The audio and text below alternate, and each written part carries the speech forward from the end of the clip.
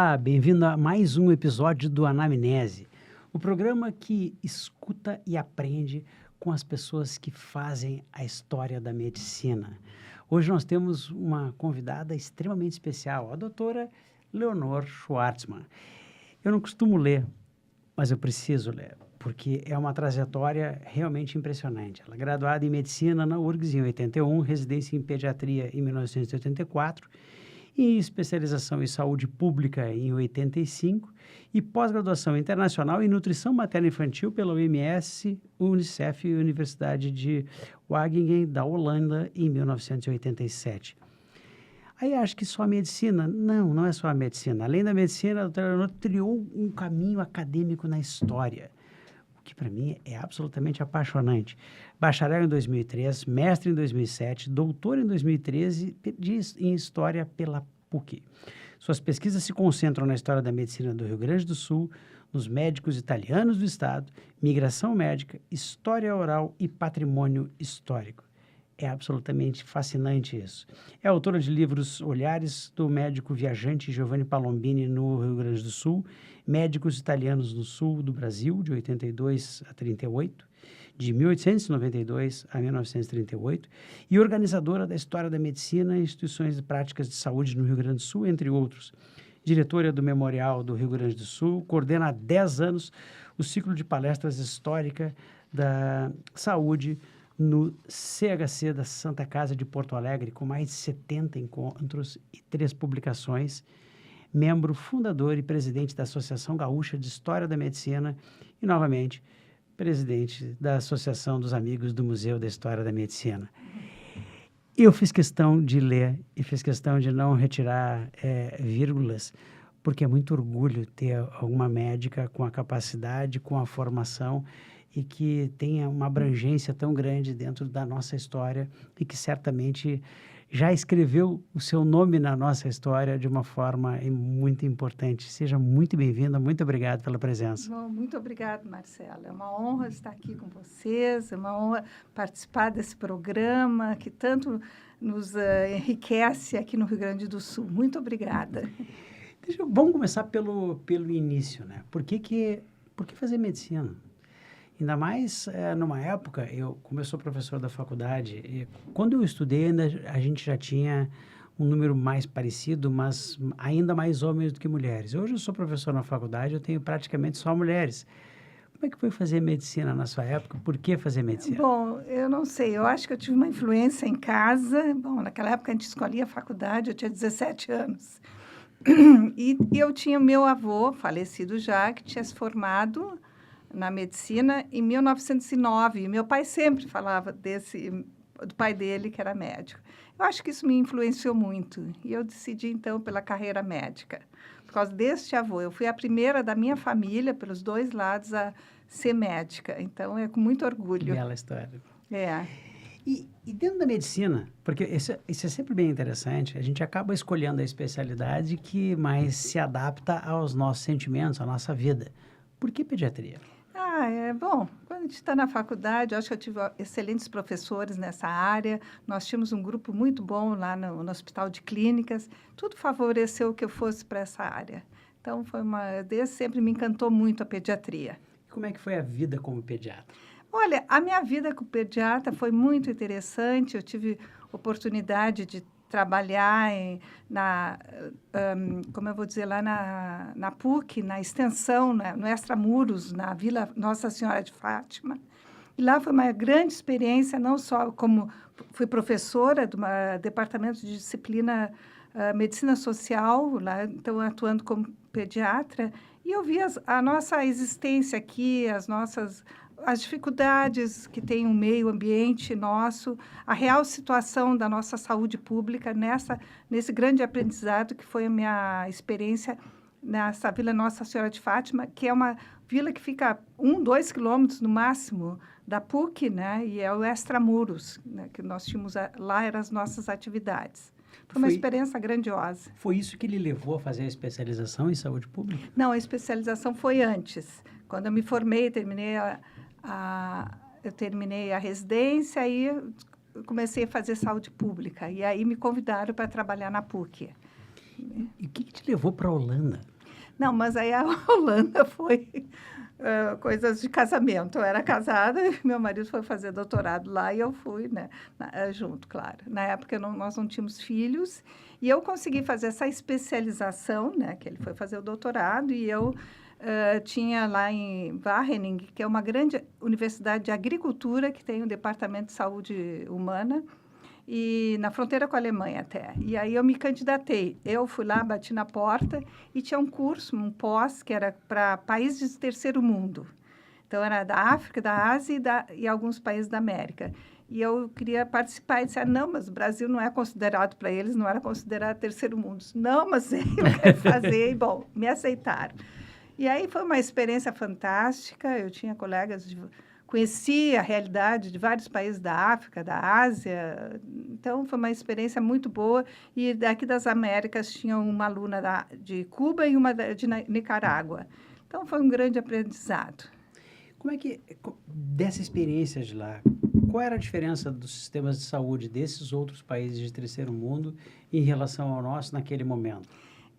Eu não tenho muito bem essa informação, mas assim, esse nosso curso era para cuidar crianças, fazer programas para programas de saúde. Então, nós aprendemos assim como monitorar a saúde, como monitorar, digamos, crescimento, peso, a questão de vacinação, a importância da vacinação, como implementar esses trabalhos nessas diferentes áreas. Que todas as pessoas trabalhavam fora das grandes cidades, trabalhavam muito em zonas rurais ou em órgãos de governo. Então, foi um aprendizado muito importante para mim. Como é que é morar na Holanda? Porque o idioma é um idioma complexo para nós, né? É assim, ele parece a mesma origem do alemão. E como nós tínhamos uma perspectiva depois de morar muito tempo lá, eu disse, olha, eu adoro falar línguas e eu resolvi estudar holandês. Eu não conseguia admitir estar morando no país e só falar inglês. Eu tinha dificuldade, que olhava para mim, viam logo que eu era estrangeira, mas nós morávamos em Amsterdã, mas eu aprendi holandês na universidade. E foi uma experiência fantástica, porque isso era antes da queda da cortina de ferro. Uhum. Então, eu tinha colegas, digamos, do Kurdistão, colegas da Romênia. Para mim, da Romênia era um país, assim, do outro lado da fronteira, foragidos, pessoas foragidas de outros países, estavam lá exilados, né? Então, foi uma experiência fantástica. E, bom, e aí aprendi holandês. Isso foi muito bom, porque ninguém imaginava que eu falasse holandês, e eu consegui ouvir as conversas, até parecia uma espiã. Então, isso aí me deu muita base, esse conhecimento. Eu tinha uma amiga que morava há anos na Holanda e não sabia, por exemplo, a palavra fietsen, que é bicicletas. Bom, na Holanda tem mais bicicletas que automóveis que pessoas. E eu disse, como é que a pessoa mora num país e não sabe, assim, o mínimo, né? Então, eu assinava jornal, tudo isso foi uma experiência fantástica. Eu acho que isso. Bom. Sabe que eu dou os parabéns para isso, porque eu tenho alguma dificuldade para línguas, assim. A minha esposa tem uma facilidade muito grande. Sim. Então, dependendo de onde a gente vá, ela estuda a língua. E aí, se ela se atrapalha, eu falo inglês, que aí o inglês eu domino um pouco melhor que ela. E eu acho belíssimo isso. Mas eu tenho muita dificuldade, eu acho incrível, eu acho belíssimo ver as pessoas trocando de língua com muita facilidade. E dizem que quem fala mais línguas tem mais facilidade para aprender novas. Eu sempre tenho dúvida se isso é factual ou se pega apenas as pessoas mais brilhantes, assim. Não, eu acho que é uma coisa, na hora que a pessoa tem essa predisposição para estudar línguas, é uma coisa tão bonita. Por exemplo, eu falei desse exilado iraniano, as histórias de vida das pessoas que a gente pôde conhecer através do holandês, né? Claro. Foi muito bonito. Então, eu aconselho todo mundo, claro, a falar outro idioma. Eu tenho dificuldade um pouco de falar, mas, graças a Deus, leio bem, entendo. Que isso daí eu acho que é importante. E o que deu para dentro de um esquema muito interessante na própria medicina, com um conhecimento desses, dando aula lá na Fátima, e resolver fazer história? Pois é, eu acho que isso daí era o meu desejo desde a infância, da minha adolescência.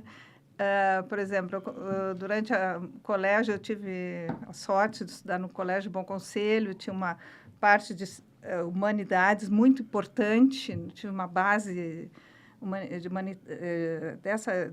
assim, de coisas dessa área muito importante, muita leitura, muita literatura. Então, isso foi uma base que eu considero, que eu homenageio quem teve essa possibilidade, meus professores. Então, eu gostava muito de história, sempre gostei, eu acho que tive influência também do meu pai, que escreveu um livro sobre...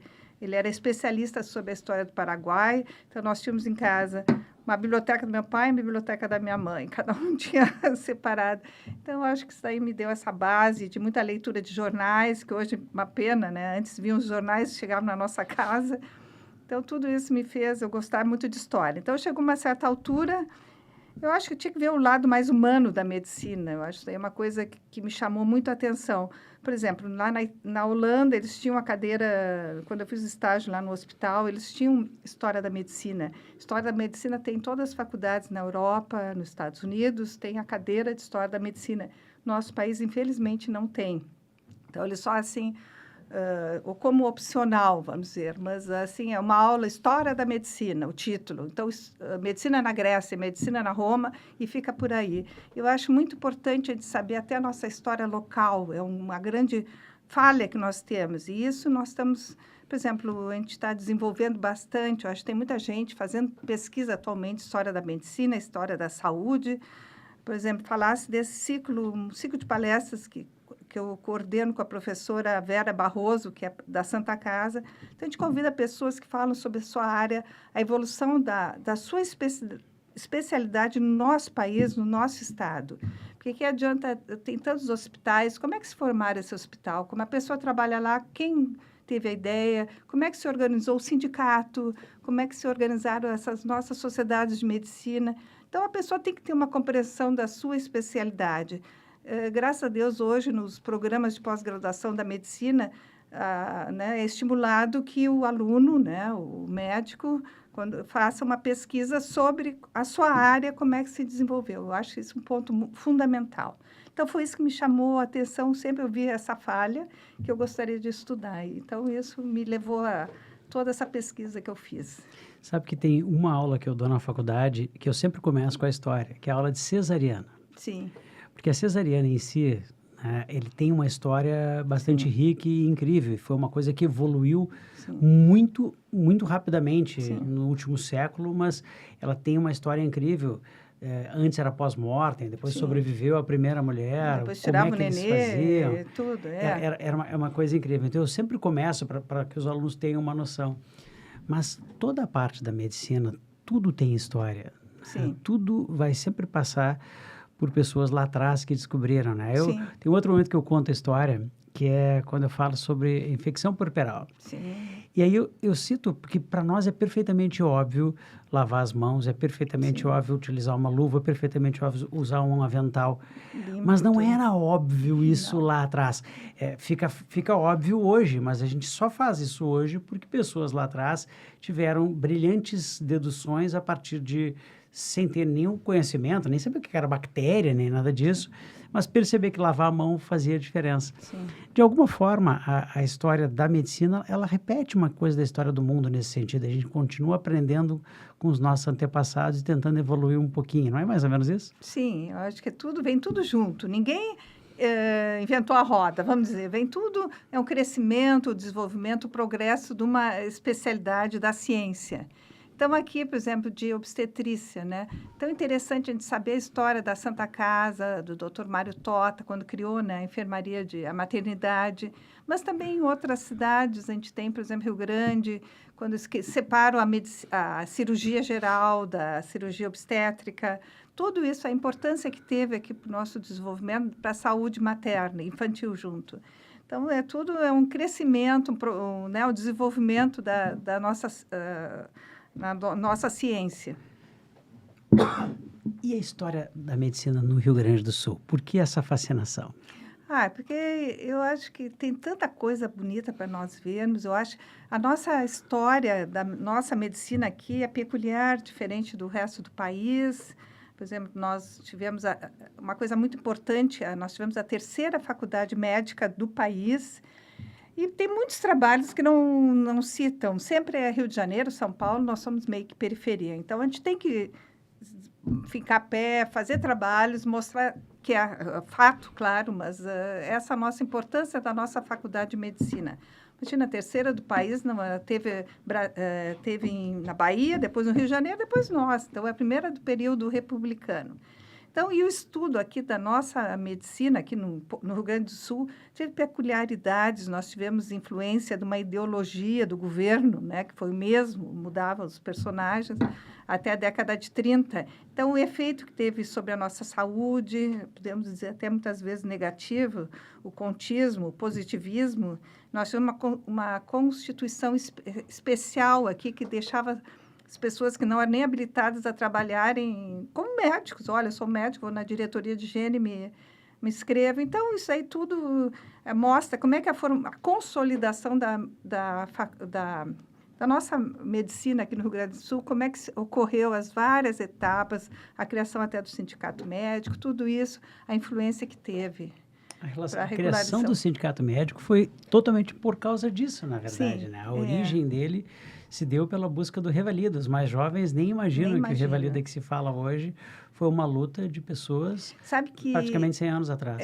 Isso então, isso do Revalida, né, que seria a revalidação do diploma, ocorre no Brasil já desde a época colonial, sabe? Da colonial, império, tudo.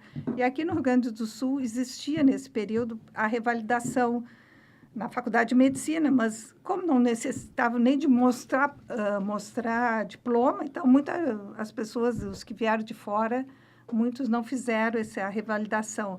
Alguns que fizeram foi mais para equiparar, assim, ser aceito pelos outros médicos, ser aceito na comunidade, numa elite médica. Então, isso que ocorreu. Mas no resto do país sempre teve o Revalida, né, a revalidação de diploma. Dentro dessas pesquisas na história da medicina, ou na história no sentido mais amplo, qual foi a descoberta, qual foi o achado, qual foi o assunto que mais lhe marcou?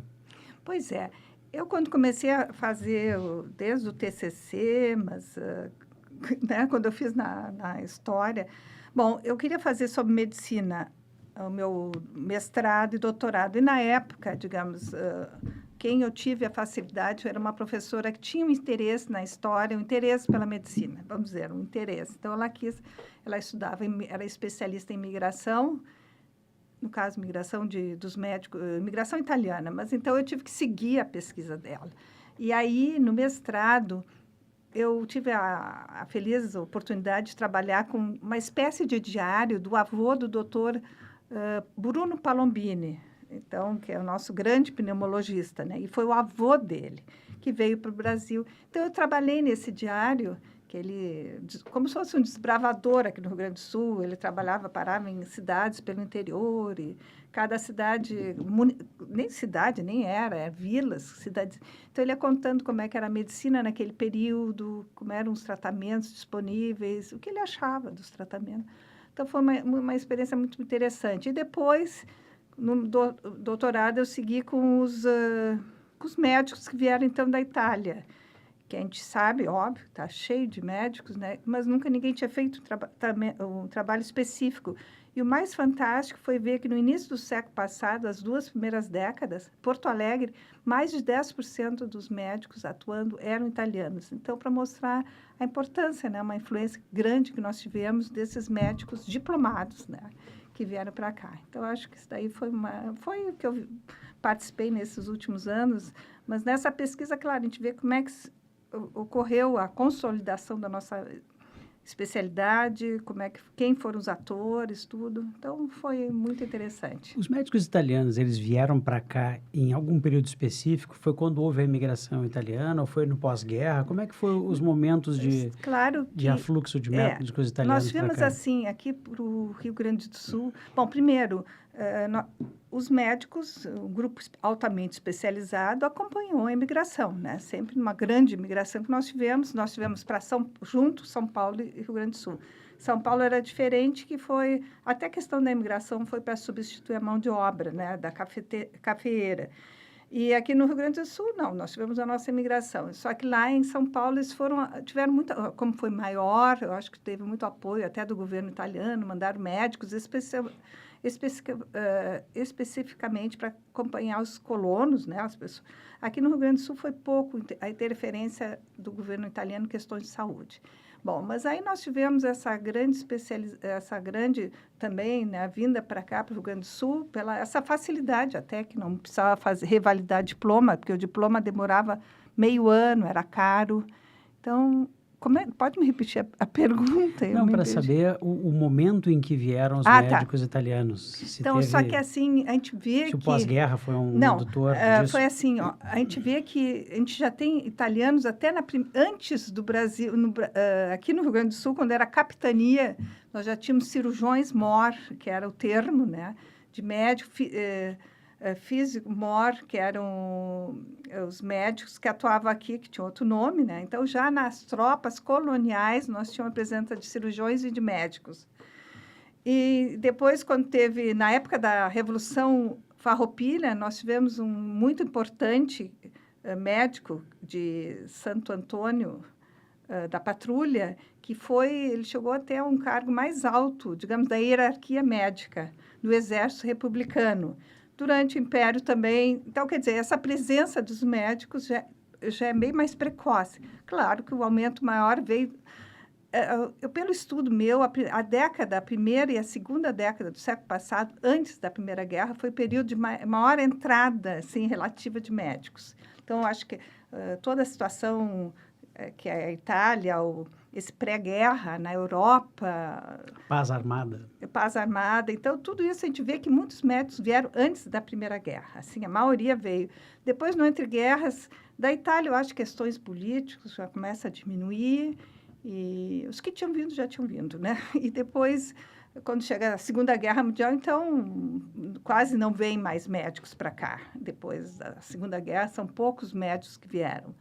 Só que nós foi um case de sucesso os médicos italianos aqui no estado, né? Eu acho que sim. Uma coisa importante a gente vê assim, que o governo não tinha responsabilidade nessas décadas iniciais do século passado, sobre a saúde. Não construía, eram pouquíssimas interferências médicas na saúde. Então, o que a gente vê, assim, a construção que eles vieram para cá, eles já vieram com aporte até financeiro, muitos... Construíram uma série de hospitais, de casas de saúde, que eram denominadas pelo interior de todo o Rio Grande do Sul, não é só a região de colonização italiana. Então, isso aí é uma coisa muito bonita. Ou participaram em enfermarias, criaram enfermarias, pavilhões em hospitais, nas Santas Casas.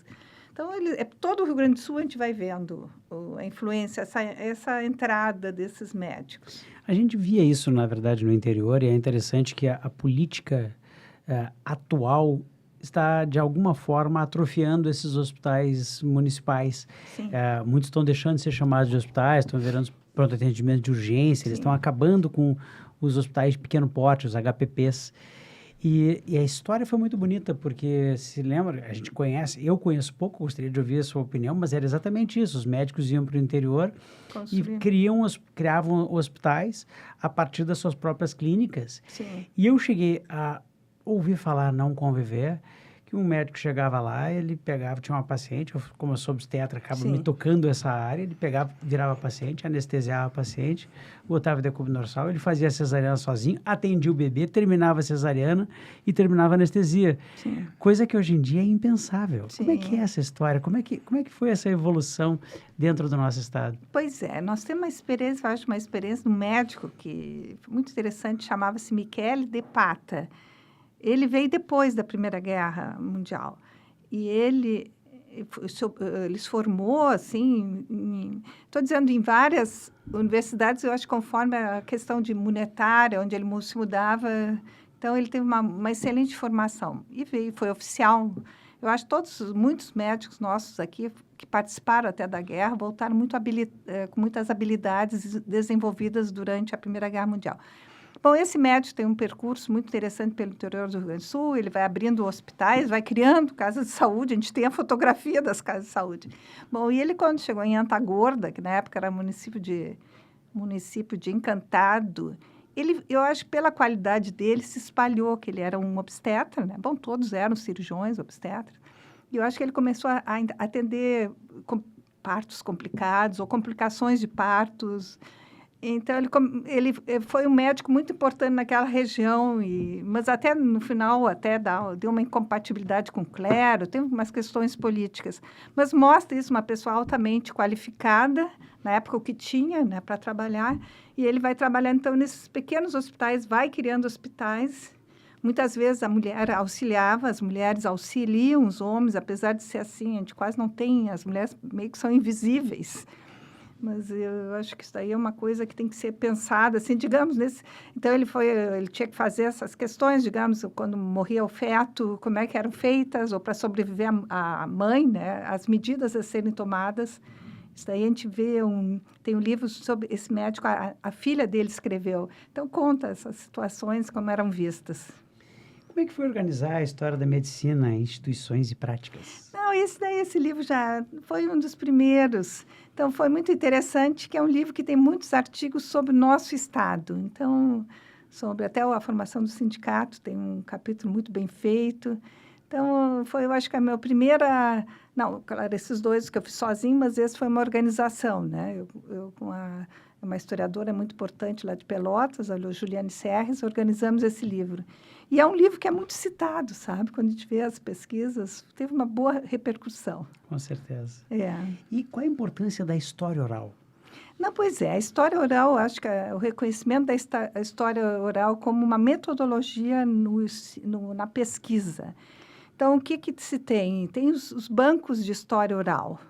Então, tem um banco de história oral na PUC, que tem pesquisas de médicos, mas é um hospital geral. Mas na Santa Casa, eles têm um grande banco de história oral. Então, e lá no hospital, né, lá no nosso museu, esse banco, que também tem um banco de pesquisa, e que colhem as histórias dos médicos, ainda a gente tem que correr atrás dos médicos mais velhos, que ali é o registro da experiência legítima, né? Como é que eles viveram, como aconteceu a sua trajetória médica. Então, eu acho que se um dia vocês forem chamados para uma entrevista, é muito importante que no futuro alguém precisa fazer uma pesquisa, está lá a entrevista. Que bacana. Como é que foi dirigir o Memorial do Rio Grande do Sul? Olha, isso foi uma experiência de governo muito interessante. O memorial ali na Praça da Alfândega eu acho que a minha primeira experiência assim como funcionária pública que eu tive. E nós pudemos organizar vários cursos lá. Sempre me interessei assim por difundir questões de cultura, mas foi em várias áreas. Foi uma experiência fantástica. Eu acho que a gente tinha que valorizar muito lá o memorial. E, na época, nós fizemos uma exposição sobre história da saúde, que até o ministro veio... esqueço o nome do ministro. Veio inaugurar essa exposição que contava a história da medicina do nosso estado.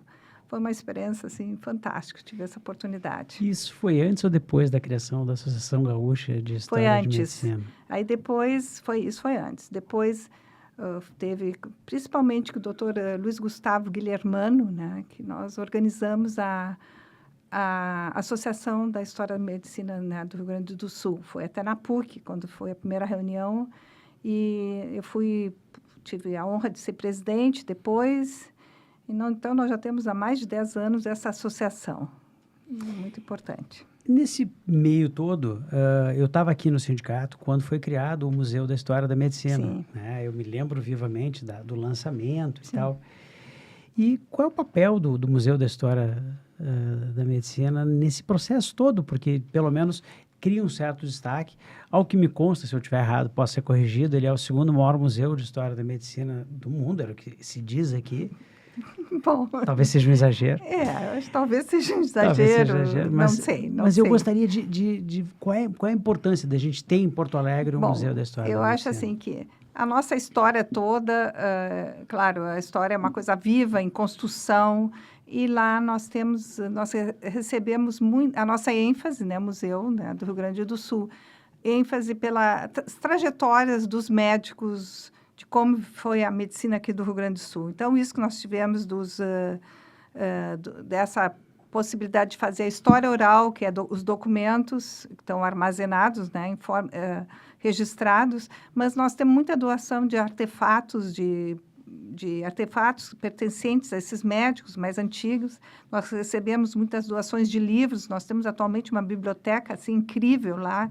Quem precisar fazer pesquisa, temos muitos livros valiosos no nosso acervo, na reserva técnica. Então, é uma coisa que as pessoas vão aprendendo, uma maneira de se conhecer a história, porque a história da medicina é com a história do mundo, tudo vem junto, não é uma coisa separada, estanque, né? Então, é um museu que eu acho que nós temos que nos orgulhar, que é um museu muito bem montado, muito bem mantido. Nós temos as visitas guiadas para a questão de educação patrimonial, educação para a história, né? As crianças vêm de colégios, então é um museu muito procurado. A gente vem semanalmente, nós temos visitas não só de crianças, mas de escolas técnicas, de faculdades, de outras áreas, que nos visitam para ver o nosso acervo. Eu acho que isso é uma coisa fantástica que está acontecendo. Quais são os planejamentos para o futuro do museu, Bom, sendo presidente da Associação dos Amigos? Agora começamos uma exposição fantástica, que é sobre a história da participação do Brasil na Primeira Guerra Mundial. Acho que a maioria das pessoas não sabe que nós tivemos uma pequena participação, mas tivemos na Primeira Guerra Mundial. Então, são os médicos. O Brasil mandou uma missão médica para a Europa, para a França. E, casualmente, eram 100 pessoas, a maioria, um grande número, eram de médicos gaúchos. Então, uma história muito interessante, a ida deles, já era quase final da Primeira Guerra, mas a ida deles, desse grupo, sofreu com a gripe espanhola, que num período graçava junto com a guerra, né? E o papel deles em Paris, que, para vocês saberem, o Brasil tinha um hospital em Paris, o hospital brasileiro, né? E depois, quando termina a guerra, o governo brasileiro doou para a Sorbonne. Então, tudo isso é muito interessante. Então, atualmente, nós temos essa exposição e uma outra sobre a formação, como era antes, os doutorandos, formação de alunos da medicina, as primeiras médicas, quem foram. Então, agora nós temos que começar a planejar o nosso futuro. Então, eu tenho um sentimento de quando o museu surgiu, ele tinha uma parte que era a presencial e tinha uma parte itinerante. Quando o sindicato ia para o interior, sim, ele levava pelo, sim, menos um que outro, sim, uma parte do acervo para conviver com as comunidades e tal. É algo que talvez fosse interessante ser ressurgido. Sim, a gente sabe bem as dificuldades, mas que Não, nós temos essas exposições itinerantes, tem elas físicas, que tem, agora certamente nós vamos fazer agora da Primeira Guerra Mundial, mas uma coisa interessante é que nós temos todas essas exposições estão online. Então, a pessoa quer ver a exposição, é só entrar no nosso site e vai poder ver cada exposição, como é que foi montada. Assim, a gente tem acessos de vários países, não sei, fizeram levantamento, né? Não lembro que será mais de 150 países já acessaram essa exposição. Então, acho que a gente tem as exposições essas que estão online. Então, é para todo mundo, é só clicar ali que tem... tem as biografias dos médicos, tem digitalizado os arquivos de medicina do Rio Grande do Sul. Quem quiser fazer uma pesquisa, era a revista que nós tínhamos, aliás, nós tínhamos duas, mas essa está digitalizada. Quem quiser fazer no seu pós-graduação, mestrado, pode entrar ali e ver.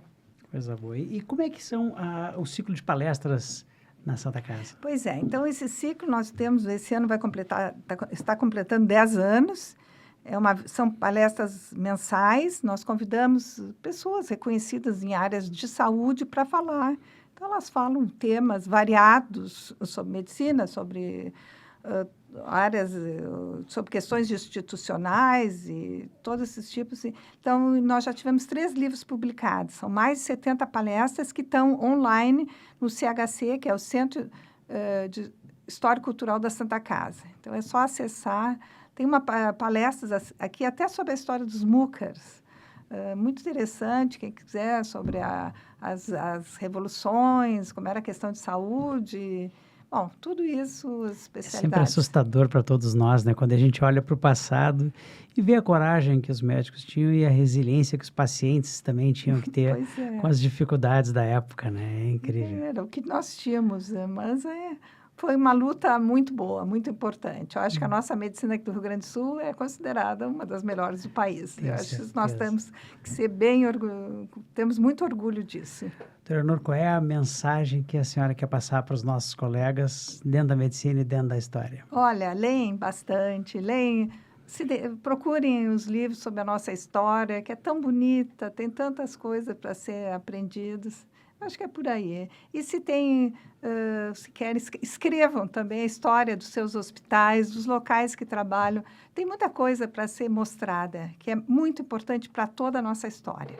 Na verdade, talvez todos nós estejamos escrevendo dia a dia um pouquinho da história da medicina, né? E talvez o nosso problema seja a falta de registro É, disso, porque eu tenho certeza que sim. nesse exato momento vai ter médicos fazendo atos de heroísmo, enfrentando dificuldades, obtendo vitórias e derrotas que certamente fazem parte da nossa Sim, história. eu acho que isso é muito importante, tem que ser registrado. A pessoa tem que ter coragem, vontade, tempo, e é muito uma experiência prazerosa.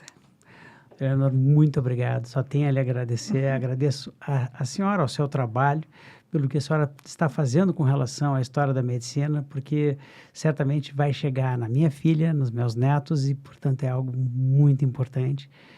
E gostaria de convidar os colegas a acompanhar o nosso programa Anamnese, que toda semana a gente sempre vai contar histórias interessantes com aqueles que fazem a medicina do nosso estado. Muito obrigado. Bom, muito obrigada por ter me convidado para participar desse programa.